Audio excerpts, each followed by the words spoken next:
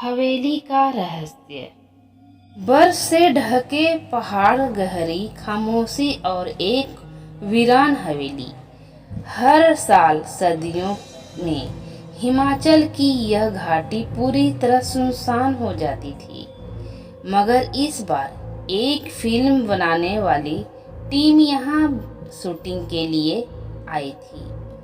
उन्हें नहीं पता था कि वे जिस हवेली में रुके हैं वहाँ कोई और भी है जो वापसी कर रहा है।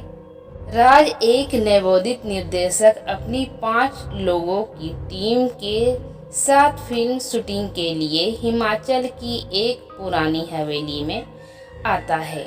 हवेली दूर पहाड़ों में एकांत में है और स्थानीय लोग वहां जाने से कतराते हैं। स्थानीय बुजुर्ग कहते हैं, साहब वहां मत जाइए, वो हवेली अभिश्रापित है, जो वहां गया वापस नहीं आया। राज ने ये सब अंधविश्वास समझकर अनदेखा कर दिया। टीम में सिनेमेटोग्राफर नील, अभिनेत्री सिया, स्क्रिप्ट राइटर मीनाक्षी और साउंड इंजीनियर दीपक थे। सभी जोश में थे। पहली रात को ही अजीब घटनाएं शुरू हो जाती है। दीवारों से खरोचने की आवाजें, बिना वजह लाइट्स का बुझना और हवेली में कुछ परछाइयां का दिखना। नील को एक कमरे में एक लड़की की परछाई दिखती है जो दीवार में समा जाती है। अगली सुबह नील बुरी हालत में पाया जाता है। उसका चेहरा डर से सफेद और गला बैठा हुआ था।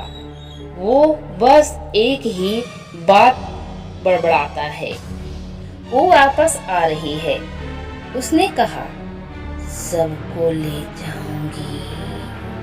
मीनाक्षी को हवेली के तहखाने में एक पुरानी डायरी मिलती है।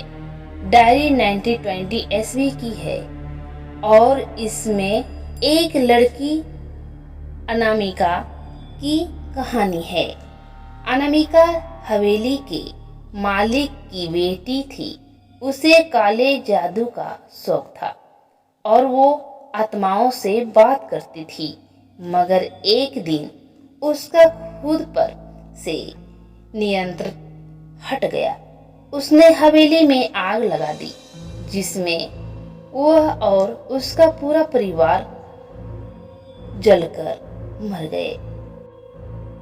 डायरी का आखिरी पन्ना डरावना था। मैं लौटूंगी, सबको जलाऊंगी, मेरी हवेली में आएगा, वो मरेगा। सिया अचानक लापता हो जाती है। पूरी टीम उसे ढूंढती है, लेकिन हवेली में उसके कपड़े और कैमरा मिलता है। कैमरे में जो आखिरी फुटेज है उसमें सिया किसी अदृश्य ताकत से खींचती हुई दिखाई देती है। दीपक और मीनाक्षी डरने लगते हैं, पर जब राज अब भी शूटिंग पूरी करना चाहता है, राज कहता है, हो सकता है ये सब किसी ने हमें डराने के लिए किया हो। मगर दीपक की आंखों में सिर्फ डर था। हवेली की दीवारों से खून रिसने लगता है। हर दरवाजा खुद बंद होता है। टीम के बच्चे लोग समझ जाते हैं कि वे फंस चुके हैं। अनामिका की आत्मा लौट आई है। दीपक को रात को जिंदा जला दिया जाता है।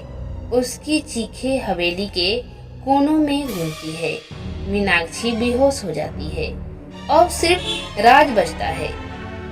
राज अनामिका की आत्मा से सामना करता है। वो आत्मा अब एक खूबसूरत लड़की की शक्ल में सामने आती है और कहती है, तुमने मुझे फिर से जगाया, अब मरने की बारी तुम्हारी है। राज जानता है कि उसे बचना है, पर कैसे? उसे डायरी में एक मंत्र मिलता है जिसमें आत्मा को बांधा जाता है। मीनाक्षी होश में आती है और दोनों मिलकर हवेली के बीचों बीच मंत्र पढ़ते हैं। पूरी हवेली हिलने लगता है, दीवारों गिरने लगती है। मंत्र पूरा होते ही आत्मा चीखती है और हवेली जलने लगती है। राज और मीनाक्षी मुश्किल से बाहर निकलते हैं। सुबह तक हवेली पूरी तरह राख हो चुकी होती है। राज और मीनाक्षी शहर लौटते हैं, लेकिन एक दिन राज को अपने घर में वही डायरी मिलती है जिसे वो जलता हुआ देख चुका था। डायरी का नया पन्ना खुलता है। तूने मुझे बांधा पर मिटाया नहीं। मैं फिर लौटूंगी जब चांद पूरा होगा।